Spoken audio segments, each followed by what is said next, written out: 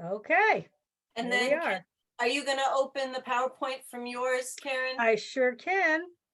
So while Karen's doing that, everybody, this is kind of funny because when Karen asked Brian and me if we would do some history corners and said maybe on the presidents, we were trying to figure out how we would pick the presidents. And then we looked up who was from Massachusetts. And I will say that we knew John Adams was from Massachusetts. We knew that John Quincy Adams was from Massachusetts. And we knew that JFK was from Massachusetts. But I have to say, we were both surprised to learn that George H.W. Bush was from Massachusetts. I didn't know that. So this was a fun. Brian and I did research on this week, and it was kind of fun. We learned new things, and we saw some new things as well. Yeah. And Sadie right here was featured in the slideshow too. Yeah, we have. So, Brian, do you want to talk about it, or should I, or what, honey? You can. Do you want me to? Yeah. Okay. So we started the same way that we do this when we come to you, when we show these PowerPoints to you. But when we heard that Bush was born in Massachusetts, we went to find his house. And he was born in Milton, Massachusetts, which some of you probably know is right below Boston. And so when we went, we found this stone that Brian's standing next to. I don't really remember what it says. It has his dates and such. But you know, John Adams' house is marked and known, and you can take tours. And of course, John Quincy Adams' house is right next to it. They're the same houses, so you can tour his. And John F. Kennedy's house is marked and known, and you can take tours. But with George H.W. Bush's house, it's pretty much this rock. And behind it, as you'll see in the next slide in a second, but behind it, it's just a bunch of overgrown trees with a house behind it. So it's real. It's not it's not a public museum or place to visit the way the others are. So that was kind of interesting. But part of the reason is he was born here. His dad was president of a company in Braintree at the time, but he only lived here a year. When he was 1 year old, the family moved to Connecticut. So that's why we don't really associate him with Massachusetts. He was only here for 1 year as a little baby. But here's his official presidential portrait. And as you see, he was the 41st United States president. He has a son, we'll talk about later, who also became president. And so that's why sometimes they'll refer to make their numbers different, they'll refer to them by their numbers. So this is Bush 41. We might call him Bush 41 because he was the 41st president. Okay, Karen, you can pass. Go on to the next one. This is the one that says featured. Yeah, you can see Sadie in that top picture. You can barely see her. She's in the top little side. But Brian, as you can see behind Brian, you know, they're just trees and you can barely see the house peeking out over the top. So we walked around to get a different view. And you know, it was kind of run down. It was actually quite run down. And so, but we were looking, Brian and I were looking at this picture from decades ago. This is the picture that's on the Bush website. If you look, a lot of presidents, as you probably know, when they leave office, they build a library in their home state or in a special place for themselves where they put all their presidential papers and gifts and things like that. So you can go and tour it like a museum. You've probably been to the JFK Museum in Dorchester. But anyway, so this picture is from that website. All of these pictures that we took are from the website, the Bush Library website. But even this picture they have of the house, if you look under the porch, it was a little, you know, a little beat up even in this picture that they put in there. But it was a big house, and his parents were named Prescott Bush was his dad, and his mother was his mother Dorothy? Yeah, his mother was Dorothy Walker Bush. And they had a number of children, but George H.W. Bush was their second son, and he was named after his grandparents. His grandfather. Yeah. So we can go to the next slide, I guess. Actually, Karen, can you go back? I guess I do need to tell you a little bit more. So one other thing, you can tell by the size of this house that they were a very wealthy family. And both his dad came from a wealthy family and his mom came from a wealthy family. And so they moved to a town in Connecticut called Greenwich, Connecticut, and it's actually really close to the New York border. And a lot of people who live in Greenwich, Connecticut were wealthy people who would commute into New York City to work. And that's what his dad did. His dad took a job, a financial job in New York City, and he would commute in from Greenwich, Connecticut. And their kids went to prep schools. So for George H.W. Bush 41, he went to, from the time he was 5 till the time he was 13, kind of 8th grade, he went to a prep school, a private school in Greenwich called the Greenwich Country Day School. So that he was educated in Greenwich, Connecticut until 8th grade. And then when he went to high school, then they sent him to a private school, a well-known prep school in Massachusetts. But I do think we need to say that, during this time, they really had it pretty easy because they were wealthy. Other parts of the country, when he was growing up, you see he was born in 1924. So his family lived through the Depression, but the Depression really didn't bother their family because they were that wealthy. Yeah, and one of his dad's closest friends was one of FDR's top of advisors, Heffernan. Oh yeah. He knew, and he did. He was well connected. The father was well connected politically. So yeah. Okay, we can go to the next slide. So the school that he went to was called Phillips Academy, and it was in Andover, Massachusetts. It's still there. We didn't make an arrow here, but we think that he is in the second row. So, and we think he's the number 1, 2, 3, 4th person in from, doesn't that come in a little bit more? Yeah, come in one more. Yeah, don't you think that's it? I think it wasn't marked. We took this from the Presidential Library website. It didn't say which one he was, but I think that's the one. It looks like him. Yeah. And he was a good student. He was president of his senior class. He was secretary of the student council. He was captain of his baseball team. He was a good athlete. He was captain of his baseball team, and he was captain of the soccer team. He wrote for the school newspaper. So he was very, very involved in high school.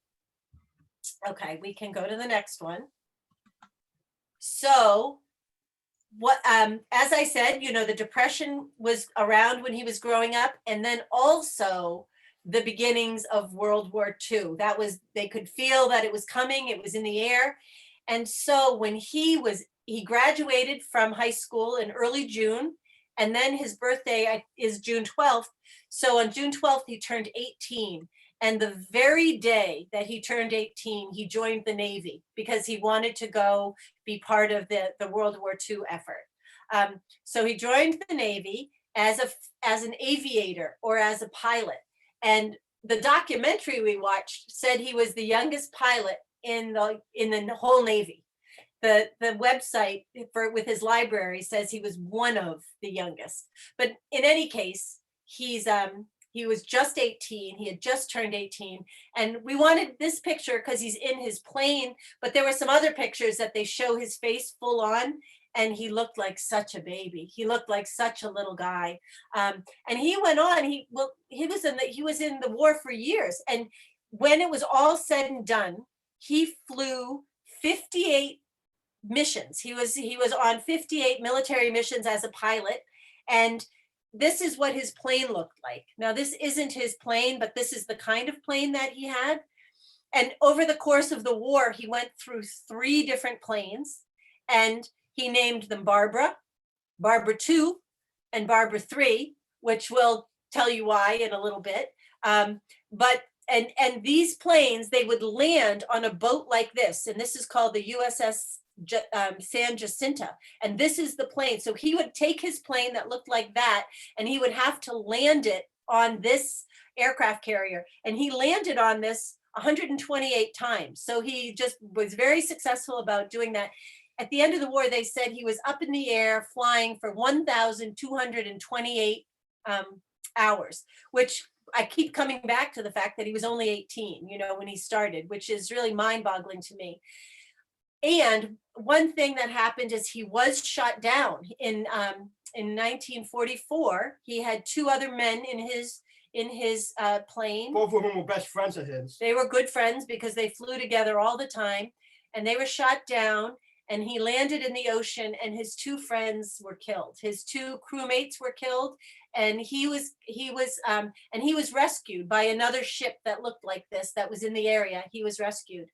And you know, there had been some other planes in that squadron that were all on the same mission, and the other planes were shot down, and the pilots and the crew were captured, and then they were executed. So he really escaped certain death. And this is one of the things that he talked about in his life. He said he was just a young guy, and he said, but why was I spared? Why were the two guys I was flying with, why were they killed? Why were the other people in the other planes caught and executed? And why was I spared? Is there something important that I'm supposed to do with my life? So I thought that was really interesting. And of course, he was awarded the Distinguished Flying Cross, and he won a couple of other medals and while during his time in the war. So Brian likes to point out, as we were looking at this, Brian said, wow, he really has an interesting connection with what other president that we talked about. Two, actually. JFK, because they were both war heroes, but also someone he's going to see later in the slideshow, Ronald Reagan, who was his running mate, starred in movies about war heroes. But yeah, we'll talk about that later. But JFK was, as you know from when we were talking about him, he was actually a war hero who earned medals, and so was George Bush. But Bush, and I think it was true for Kennedy too, they didn't talk about it too much. You know, Bush really didn't talk about it that much. He just really felt grateful to be alive and felt that he needed to do something useful with his life. So anyway, all right, next one. Okay. So this is why he named his planes Barbara 2 and Barbara 3. This is Barbara Pierce. And remember, we told you he lived in a fancy, wealthy suburb in Connecticut. And right over the border, there was a fancy suburb in New York called Rye, New York. And that's where Barbara Pierce grew up. And she also came from a wealthy family. And she went to a prep school as well, a private school. But when she was 16 years old, and when he was 17 years old, so they were both still in high school, they went to the same Christmas dance at one of their country clubs. They went to the same Christmas dance, and they met, and they started dating. And so they ended up, as you see, they got married. So they started dating when he was 17. And then, as we told you, he went off to the war when he turned 18, and he named his plane after her. And then when he came home for the first time for leave, his first time that he got vacation, it had been about 18 months, he proposed to her. So he must have been like 18 and a half years old. She must have been 17 years old. And he proposed to her. And then he went back to war. And then when he got a new plane, he named it Barbara 2, and then he named it Barbara 3. And he was in the war for a number of years, and she graduated from high school, and she went to Smith College, and they kept dating. And then when he came home on leave in January of 1945, he was just home on leave, they got married. So they took 2 weeks to plan their wedding, I guess, or however long he was home. And then they got married. And then he went back and fought for another. He was in the Navy until September. And then officially was discharged. The war was over in October. So they were separated for the first 9 or 10 months of their marriage. But anyway, they were married. They both died in 2018. But by that time, when they both died, a couple of months from each other, 7 months from each other, they had been married for 73 years, which was the longest that a president and a first lady had been married. It's not longest anymore. Now Jimmy Carter and his wife have just passed that. They're quite old, and they've been married more than 73 years. But they really had this long marriage. And I just think about it. I mean, they knew each other since they were babies, practically. They were only 16 years old, 17 years old, and they just went through so much as a couple, which it's amazing to me. So next. College life is awesome. Oh, okay. So then when he got home, and again, he's married, but as we told you, he came from a wealthy family, so he was still able to go to college, even though he hadn't started yet. And a lot of men in his family had gone to Yale. So he was able to go to Yale. So he and Barbara moved to a place near the campus, and they were married, and he went to college. And on the home front, they had their first child while he was in college, their son, George W. Bush, who later became president. So we'll talk about him later. But this is the part that's amazing to me as somebody who's been married and gone to college and, you know, done all the homework. He also graduated in 2.5 years instead of 4. He graduated Phi Beta Kappa, which means he had really great grades. He was the captain of the baseball team again. And he was a member of this social club. I don't really understand it, but Yale is famous for their old social clubs. And this is one of the oldest, the Skull and Bones. So he managed to have this big social life and be married and do well in college and graduate early. So those were his college years. He was even able to meet Babe Ruth as well. Yeah, one of the college games, Babe Ruth came. And so we saw pictures of him talking to Babe Ruth and getting his autograph. Yeah. So, okay, next. So as we said, they started their family while he was still at Yale. Oh, and by the way, Barbara dropped out of college. She had been at Smith College, but when she got married, she dropped out to have a family and to be a wife. So, so anyway, that's part of the reason why they were able to start a family while he was at college, and they had George. And then as you see here, a couple of years later, they had a daughter, Robin, and she's only in the top 2 pictures, the top 2 left pictures. And she, when she was 3 years old, she was diagnosed with leukemia. And, you know, we live in Boston and we hear about the Jimmy Fund, and we know what great advances have been made for medicine and for little kids who have cancer now. It's a more hopeful diagnosis than it was back then, because there are medicines and to treat things. One of Brian's cousins had leukemia when she was little. She had it for 5 years, and she's now a 28-year-old adult. So Couple you have befriended her. yeah. So we know that the leukemia is a different story now, but little Robin got leukemia and she died right before her 4th birthday, a couple of months before her 4th birthday. And they were living in Texas at the time, which we'll talk about, but they flew her back and they got her the best medical care money could buy in New York City. And Barbara stayed at her side, and George would fly back to New York every weekend to see her, but they weren't able to save her, and it just broke their hearts. And when I think about it, you know, it's hard for any parent to lose a child. It must be heartbreaking, but they were only in their early 20s. I mean, they were young people who were trying to handle this tremendous grief. But then they went on, and you see in the upper right corner, they went on having more babies, and they were all boys. They had, you know, George, and then Jeb, what's his real name? John Ellis. His real name's John Ellis, but they called him Jeb. And then they had Neil, and then they had Marvin. So they had a lot of little boys tearing around Texas on their property. But then in the bottom picture, you see that Barbara's pregnant again, and she's pregnant with their 6th child. And this child they named after her mother, Dorothy, but they always called her Doro.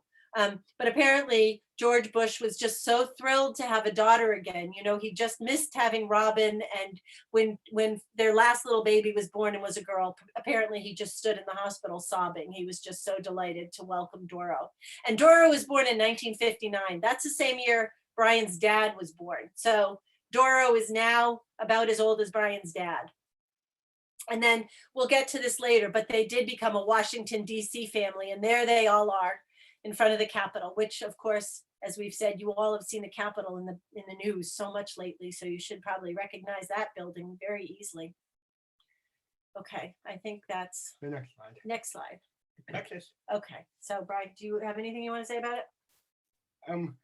While we were trying to figure out the title of this slide, this came up during the source. Brian, I think it's really funny that I called it Oil Man. He just thinks it's really funny. But as we said, the Bushes were wealthy and they had a lot of money, and Bush's father worked in New York in a financial position, and so did his grandfather. And so when he graduated from Yale, it would have been very easy for him to go to New York City and work in one of those financial places, especially because he had majored in economics. So that would have been an easy thing to do. But he decided he wanted to do something a little different. He decided he didn't want to grow up in he didn't want to work in their shadow. He wanted to strike out on his own. So he interviewed for and got a job in Texas, West Texas, which is where there was a lot of oil. And they went down there, and his first job, he was an oil field equipment salesman. So he learned a lot about the oil business by selling equipment.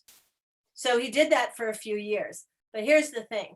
Because his family was so wealthy, and because his family friends were so wealthy, and his wife's family was so wealthy, he was able to borrow some money. And he and a friend in Texas, just after a couple of years, they opened up their own business called Bush Overby Oil Development Company. And that made a lot of money. And then they sold that a couple of years later. And then they had another company that they started, another Zapata oil company. And as you can see, they built these big things on the left are called oil rigs. And you set them out over the water and they drill down and pull up oil from underneath the water. And so that's what he did. And you see him over here going up in like a netting cage while he worked on those. And so that was his business. And he really made a lot of money doing it. He sold it after a number of years. He sold it for $1 million, which was a lot of money back in those days.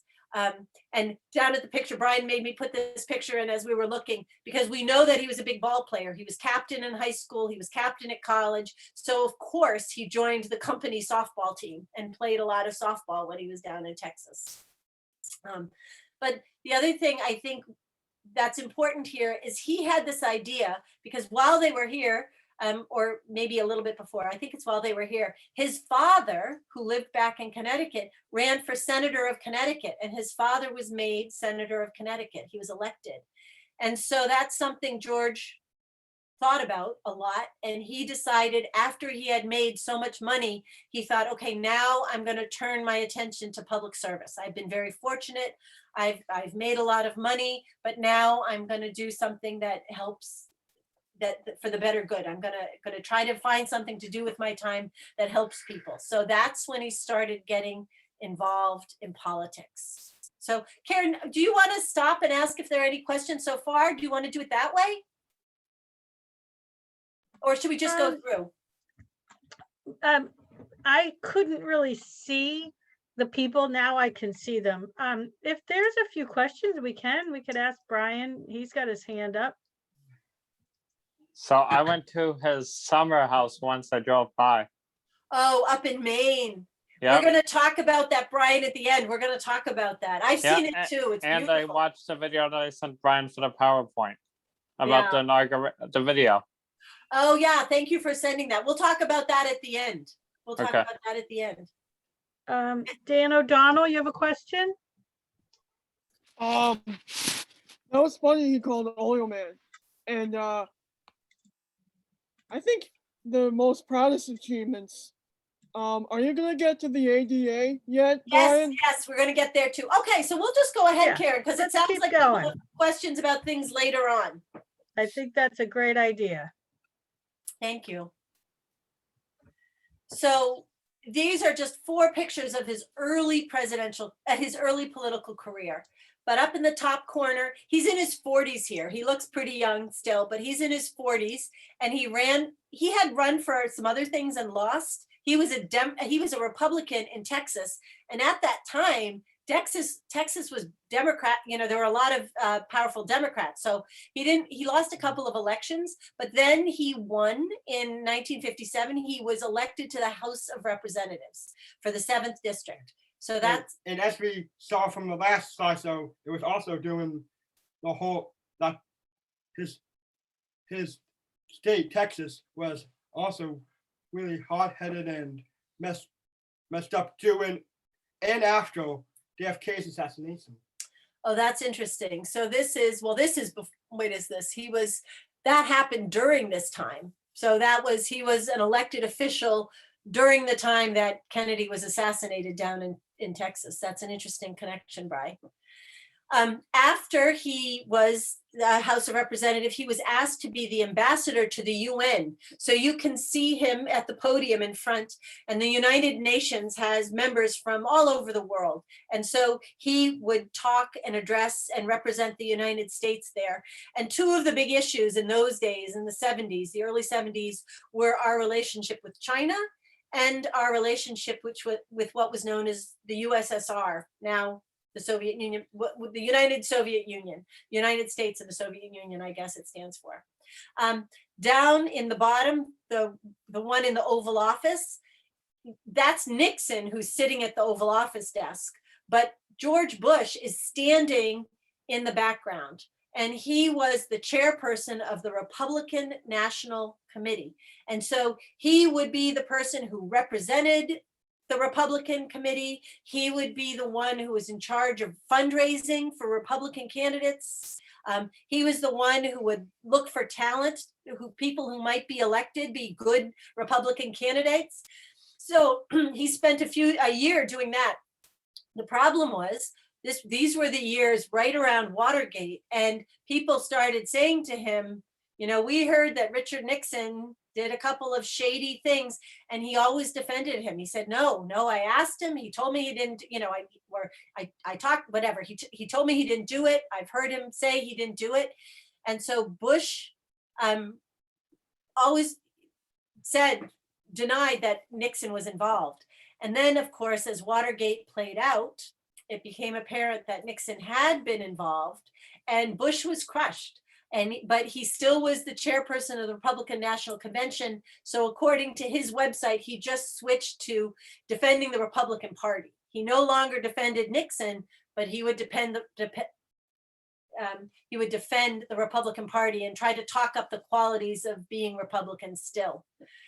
And then the last slide down here is he was sent over to China, the PRC, that's what it was called then, the People's Republic of China. But he was an ambassador, really, the chief of the liaison office.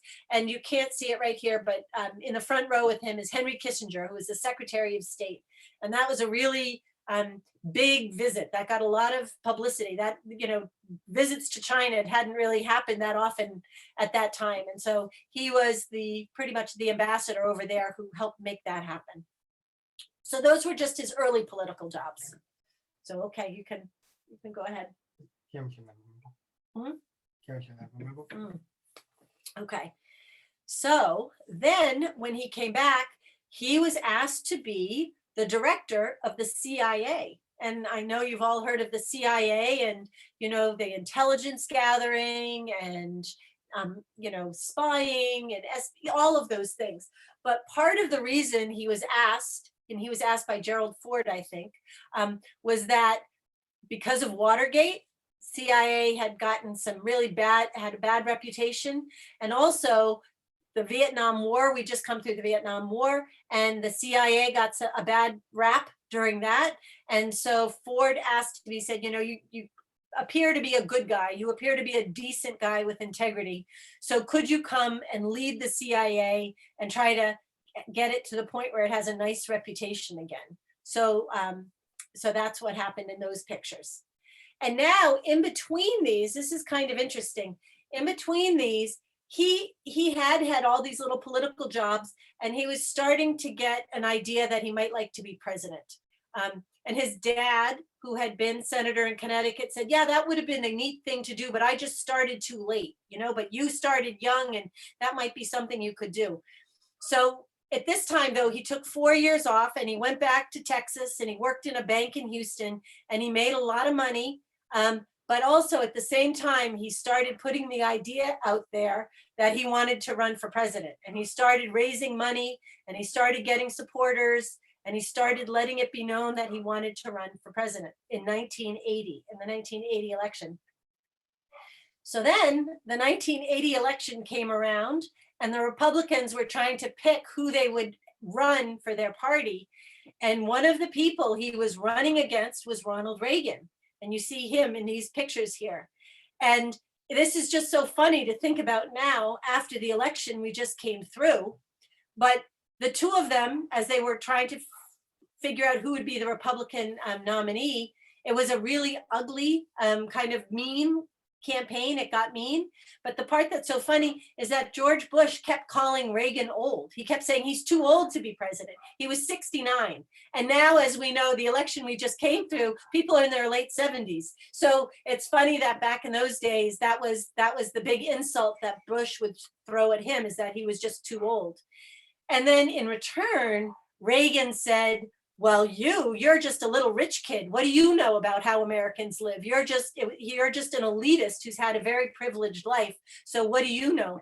So they really had this kind of nasty go back and forth. And especially there was one debate that Reagan was trying to surprise him. So he invited some other candidates to come and debate, and Bush refused to debate. He said, no, I thought I was just going to debate you. I'm not debating all these people. So there were some tricks and stunts. But in the end, Ronald Reagan won the election. Can you go get Millie? I'm Sadie because she's barking. Sadie. But one of the things that's funny is people said, and this was true, they said George Bush was a war hero, but Ronald Reagan was a movie star who played a war hero. And then they said George Bush was a really great athlete. And then they'd say, yeah, but Ronald Reagan was a movie star who starred in movies where he was a really great athlete. And then the last thing that people used to say is, George Bush is a family man. He and his wife have been married for so long. They've had 6 children.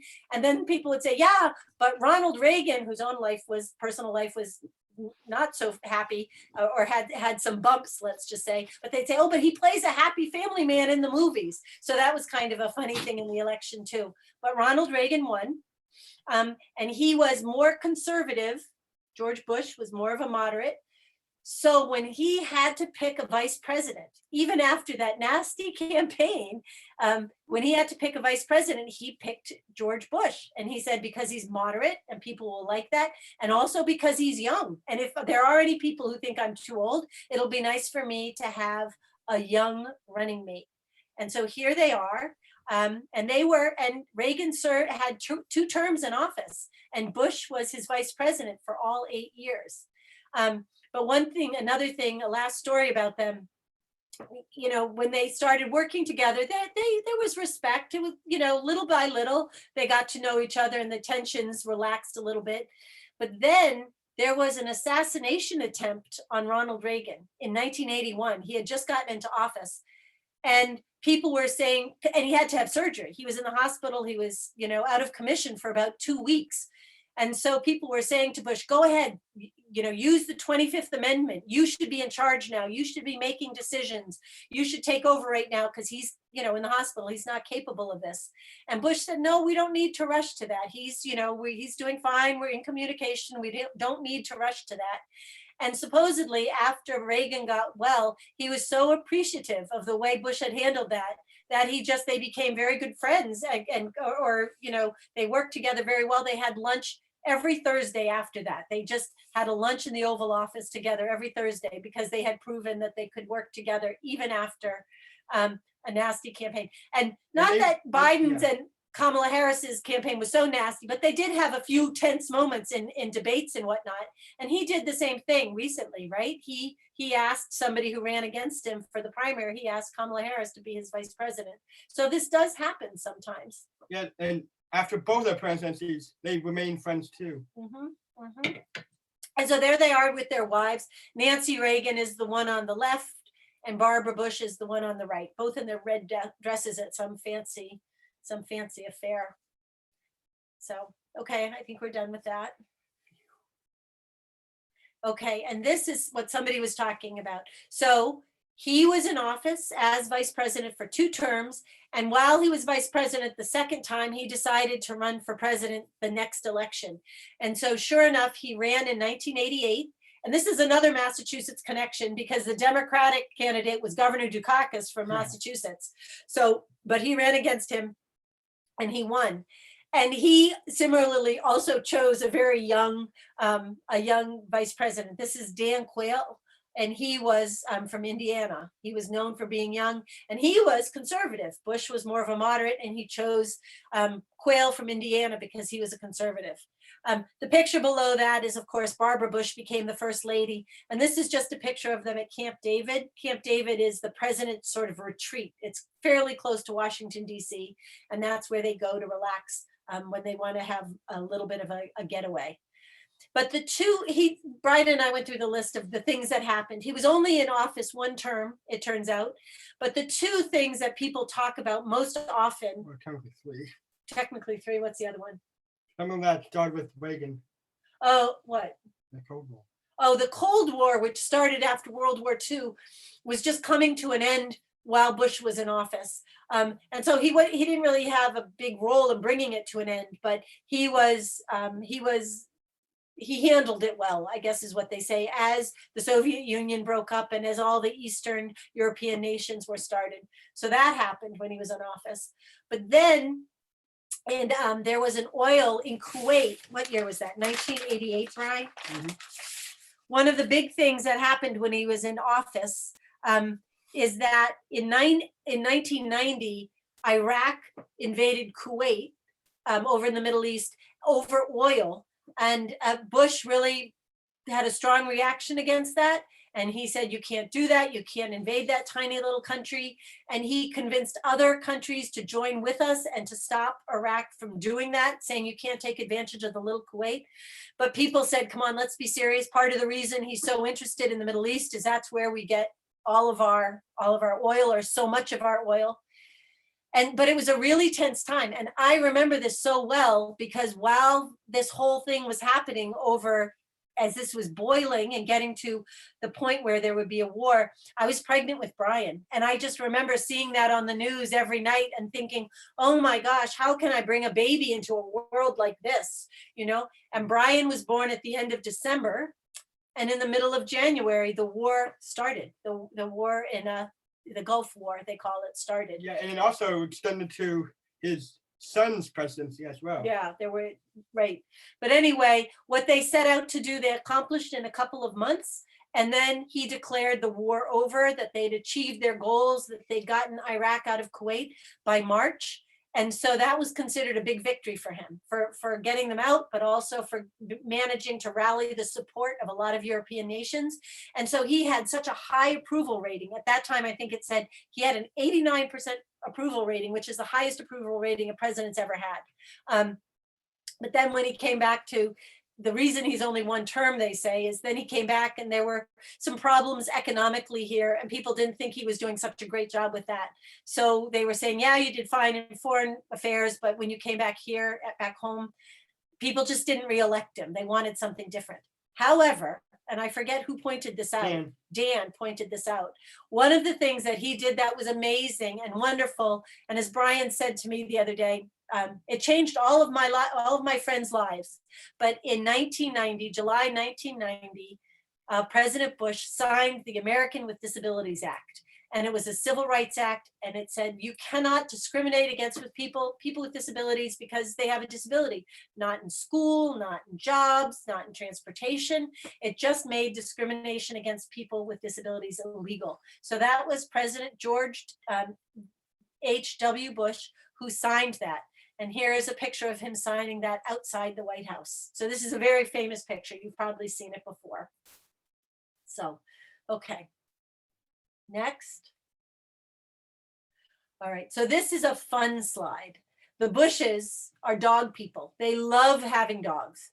And pretty much most presidents who've been in the White House have pets. As you know, our new president has two dogs, Champ and Major.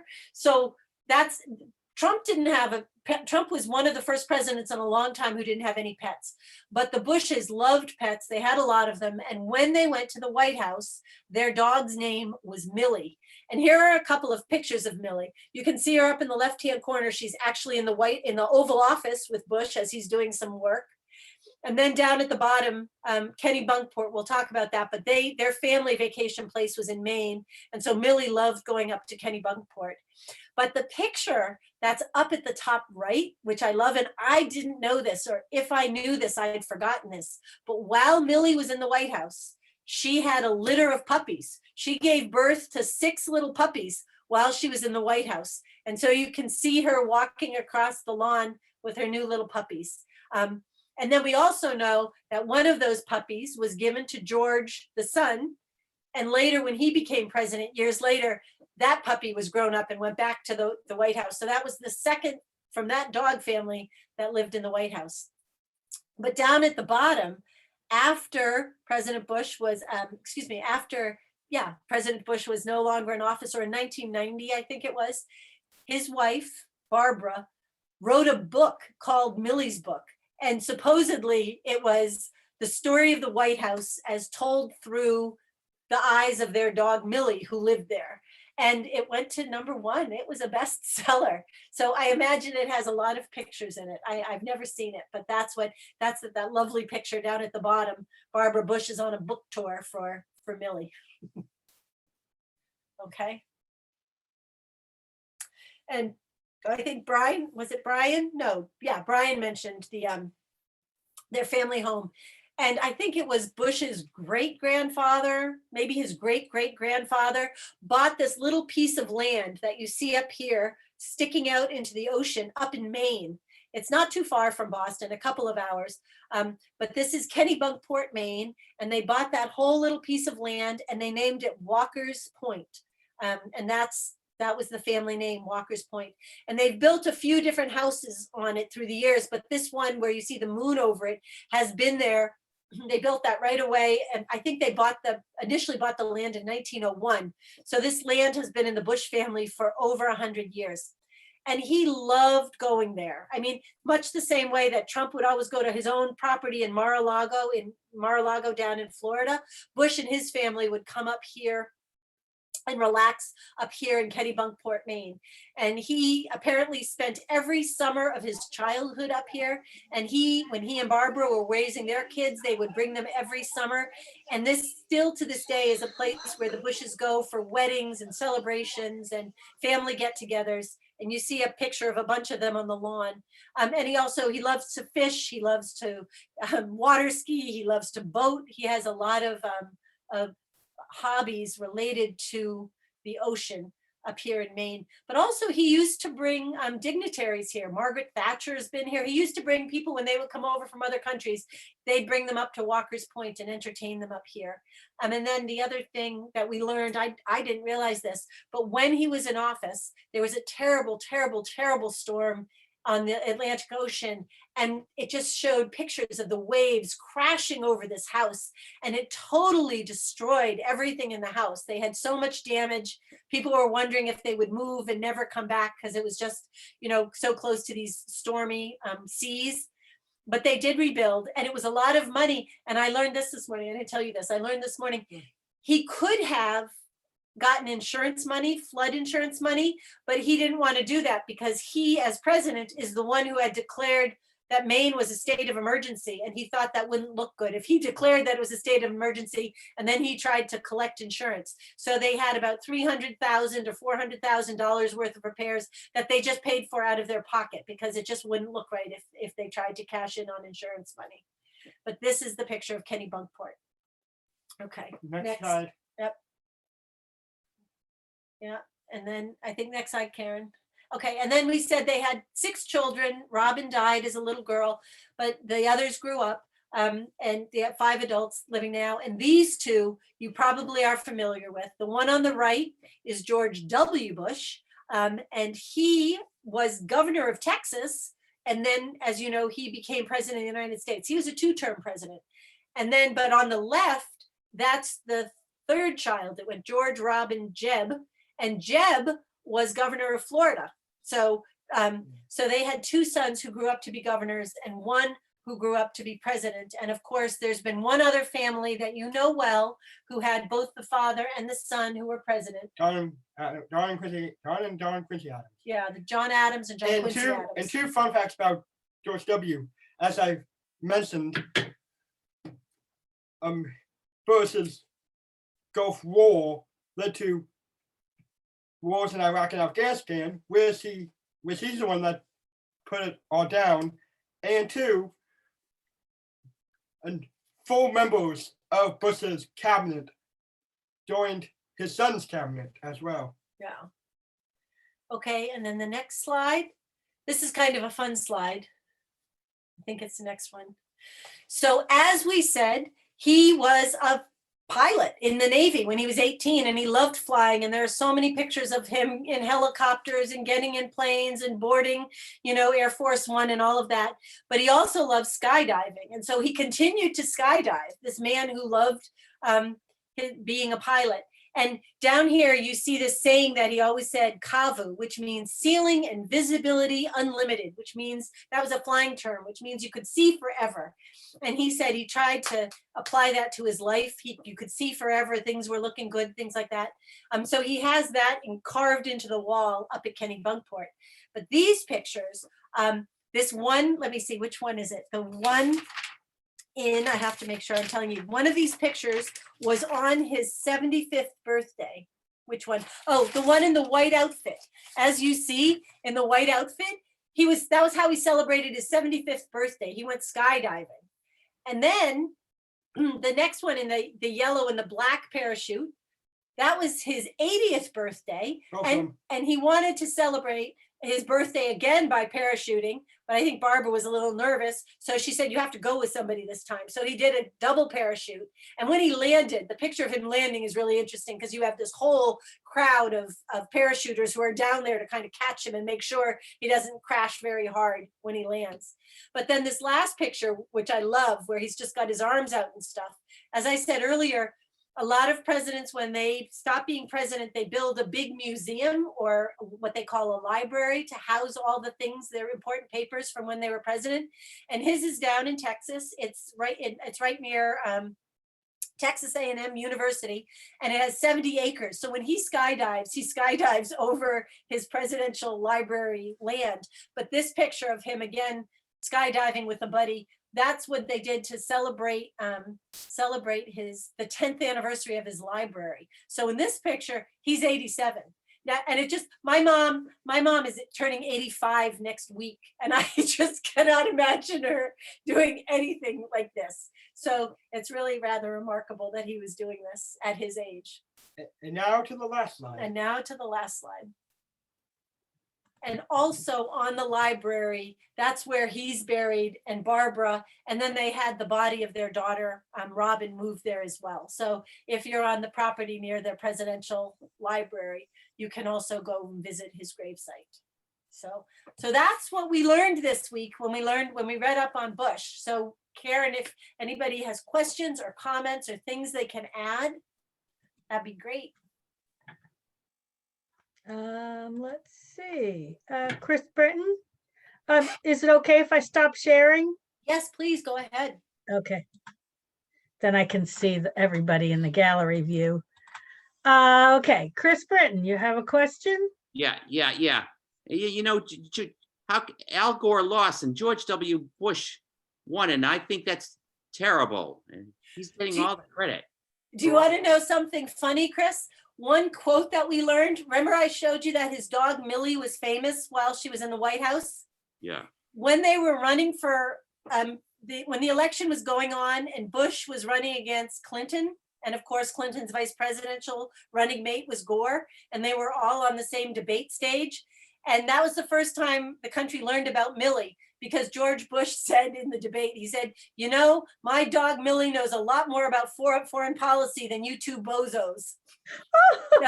So that was the first time Millie got known. Okay, Ben Majeski. Hey, Ben. Hey guys, so I was kind of confused there when they first got married. When did Bush? So when Bush was in the Navy and they got married to Barbara, that he should have got deployed before the marriage, because he would have been not only married, but he would have had gotten married and then get deployed. Well, they were really young. Remember when he joined the Navy, he was 18. which means that she was only 17. She was still in high school when he went off to fight. But then they came home and they got engaged and he went back. And then he came home on another leave and that's when they got married. But he was only 21 and she was 20, I guess, if they got married at 45. So that's like you, Ben. You'd be married by 10 years by now, but if you got married at that age. Interesting, because you know, when after the marriage, I thought George was gonna go overseas and be with the Navy. Oh, I see what you mean. You thought she would go live overseas with him? No, Well, I thought the wife would stay home, but George would go overseas and fight. with yeah. the Navy. Yeah. Well, he was a pilot, so I think that would have been hard to be a military spouse with somebody who was flying all the time. And it was all the way in the Pacific. And I guess she just chose to stay home near family. And as I say, she was in college for a lot of it. She was keeping busy. That's right. That's right. But I also think that you know, after when George had died, when George W came on in 01, that was during 9/11. Yeah, yeah. Mhm. He So- was All the, right. Who else? Thank you, Ben. yeah, he was the president when he was the president when 9/11 happened. Yeah. Right, the son. All right, let's go to Patty. Hi, Patty. Hi, How are you? I'm good. Never So mind. do you have a comment? Are you going to add something to what Brian and I just learned a lot of this week? We knew some of it, but we learned a lot. This was one we learned a lot about. Yeah. Do you want to have some funny, Brian and And Julie. Julie? Guess Yeah, what? well- Milton is near me. I'm at Heffernan, Canton. Oh, really? And you know what? You can't tell from that picture of Brian standing on the rock, near the rock, but that's a really busy street, Adams Street. So I bet you anything you've driven past that rock. Yes, before. I have. And then the main one in Maine, Uh-huh. I went on a boat, like a boat, and drive my parents had a boat, and then we were renting it, and around Maine, that place looks familiar to me. Oh, yeah, yeah. I bet it's a big tourist attraction up there. Yeah, and they Oh my have God. Secret Service there now, of course, once he became president, they have, And- but and they're then very Bush- I don't, they keep an And eye then on Bush, things. on the other hand, What's that? I said George Bush, on the other hand, when he was the president, in my old school, we talked about him, and one of we were watching a video, and my teacher asked me if I want to do a report on him. I said sure. Oh, so you knew a lot Oh. of this stuff already. Wow. Yeah. Who's this by? That's Elizabeth. Elizabeth, you look like you have a question. Thanks, Patty. History. Oh, that's Karen. During my family history, two of my grandparents on my mom's side and my dad's side both fought in the World War II. Really? Wow.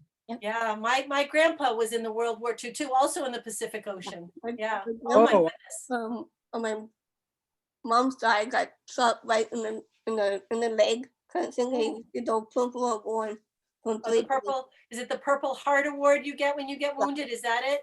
Yeah. Oh, wow. What a brave soldier. And I have a question as well. Okay. The president that we're talking about, did he die of old age or some kind of disease? Oh, Bush? Yeah. That's an interesting question. When he got older, they realized he had something called Graves' disease, which was kind of Parkinson's a little bit. Things got harder for him muscularly. So in his later life, he was often in a scooter or a wheelchair, but he still got around. And I'm trying to remember, I think I wrote it down here, but I think they both just died of old age, right? So how old would she have been if they died in 2018? I can't do that math. They were in their 90s, right? Yeah. They were older. They were old. They really lived long lives. He was born in 1924. So that's 76 years. And then 86, 94 or something. I'm probably doing the math wrong, but they were in their 90s. Long And lives. he died, I think I was born during that same month, but on the 6th. Oh, really? Wow. Interesting. Thanks, Elizabeth. I'm going to go to Nolan now. Hey, Nolan. Hey guys, actually, I could also relate to you guys on the war front. My dad's dad, my grandfather, also was deployed during World War II. Oh He my- was actually deployed at Pearl Harbor oh my before goodness. it began. Wow. Wow. And he Yeah, lived. He wasn't there for the attack? no. Good, good. And also my uncle and both my uncles fought in Vietnam. Wow. My dad actually almost got into Vietnam, but he was too young and too thin. Wow. Too young and too thin. So, but Oh, goodness. yeah. And here's another fact. Last thing. A lot of us who were born between 1989 and 1993 were actually born during his presidency.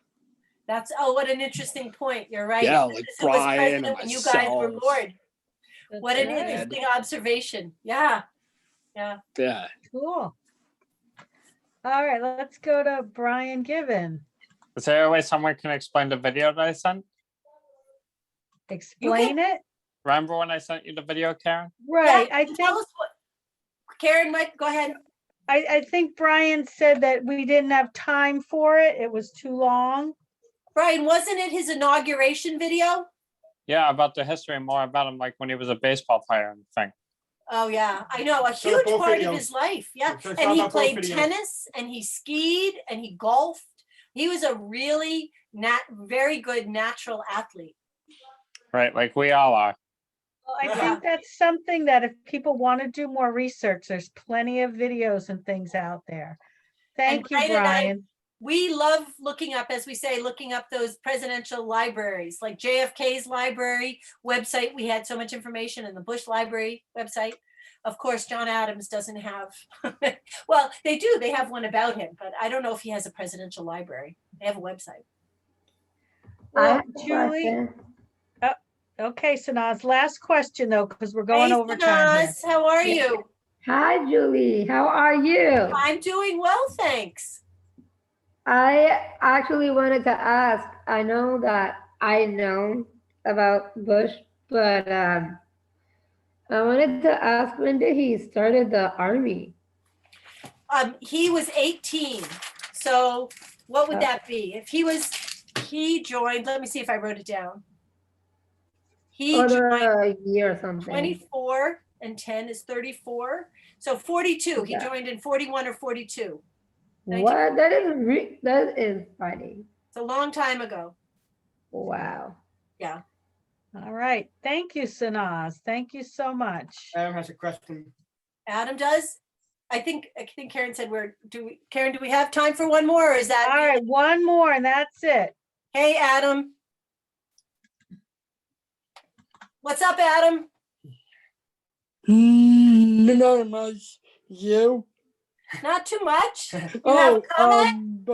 by meant to tell you that the thing I think I know about the whole thing about what used to be a word was just CIA Uh-huh. thing that I watched bunch of the other movies, but I love, which is Agent Cody Banks movie. A spy movie. Yeah. But I just saw one of the first one that they were getting into about the whole thing that they were going to be a spy agency, like the whole thing.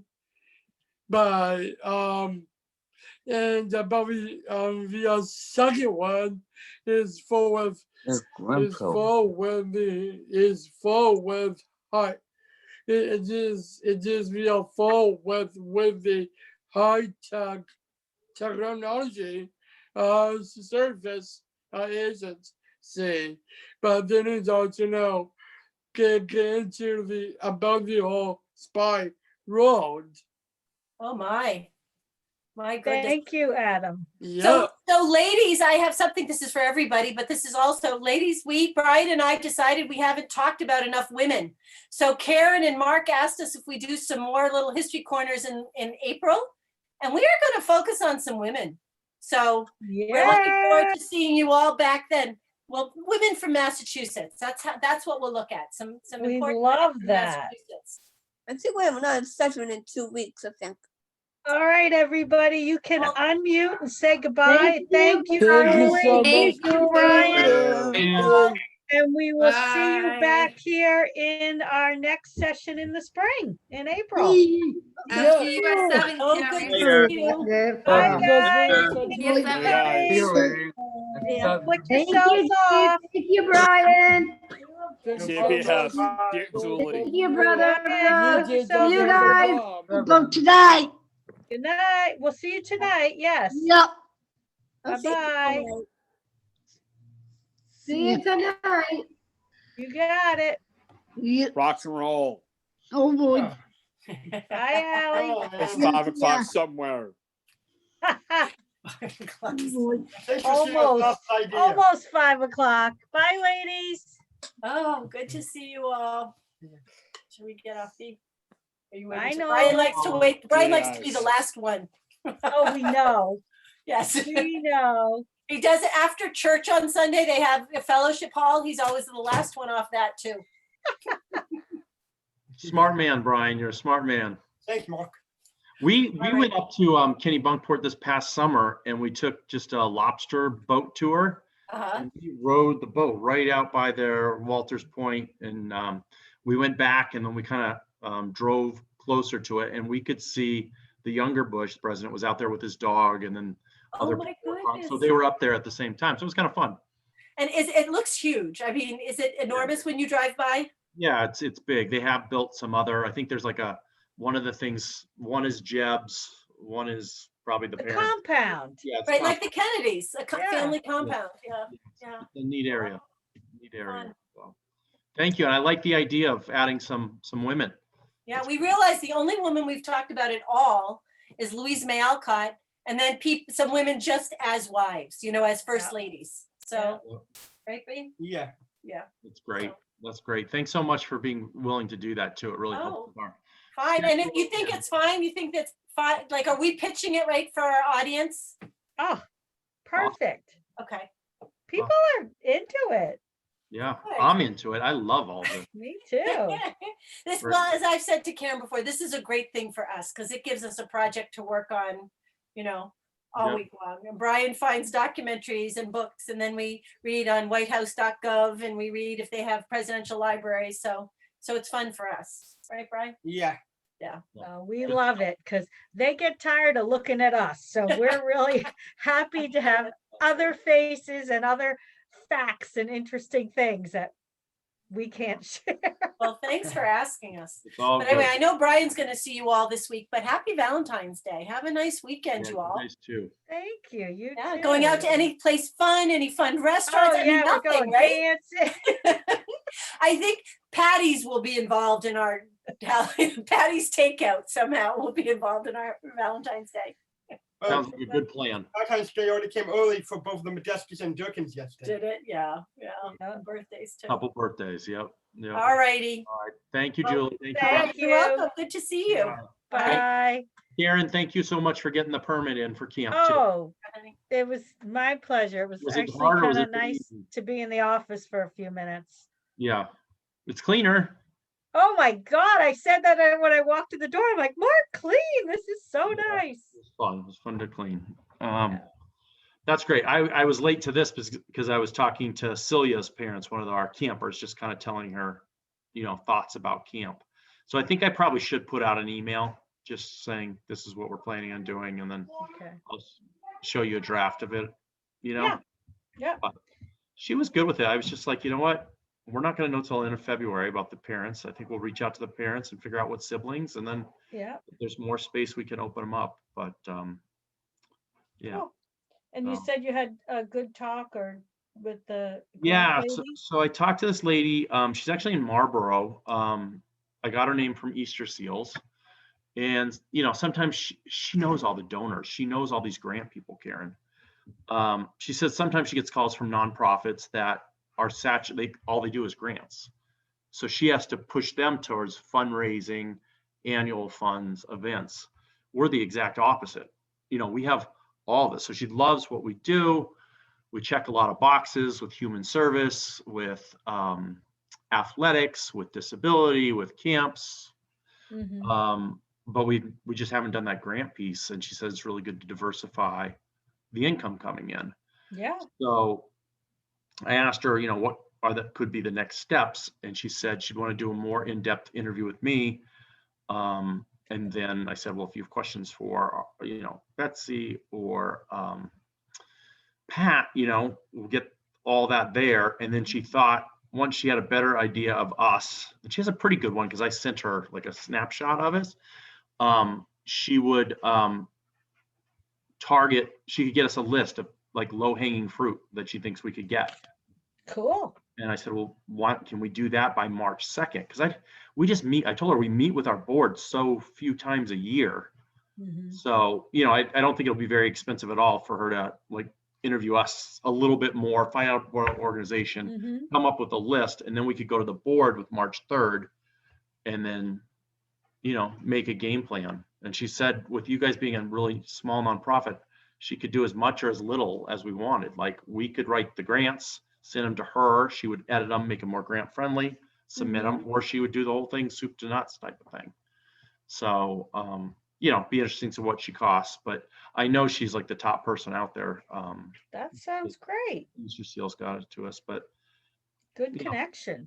It is a good connection. It'll be a different venue for us because I'm sure there's tons out there that we just don't. Like I was reading about this Eastern Bank one. Is it Eastern Bank? Eastern Bank, yeah. Eastern Bank. I was looking at them. We could have been getting them every year for, it might have been 1,000, might have been 5,000, but that was just one that wasn't on my radar. So I was doing some research on just all these different grants. Good. So, and she's gotten I really would love for us to get the Cummins Foundation, which is a real estate one. And I wonder if Andy knows them, but she said they don't do it to athletics, but they would do it towards human services. So I think she knows the players, and that's what we don't know. Yeah. So I think that'll be good. Good. We'll work on that. I like it. A new little project, and yeah, and then I think email can't hurt. Yeah. If you want to type up a draft, I'll help you with it. Constant contact, and we'll look at it and go from there. Sure. Okay. Yeah. Why don't I start? And if you think of anything that you want to put in for next week, like if you want to change the Friday project thing, just throw it in week 7. Okay. Yep. Do you have a headache? No, I'm just a little, I don't know, yeah, I guess I do have a little headache. You look a little. I think I'm dehydrated. Okay, well, go get some water. Yeah, we're all over the place. I have the kids like sleeping out here, just going to work. I'm going into the office tomorrow. You left me stuff to do, right? Oh yeah, tons. All that stuff I need to get done. So, Yep. All right, thank you. And then tonight is cheerleading. Okay, I'll probably pass on cheer if that's okay. Yeah, that's fine. We'll see you We in have plenty to do. All right, see you tomorrow. Bye.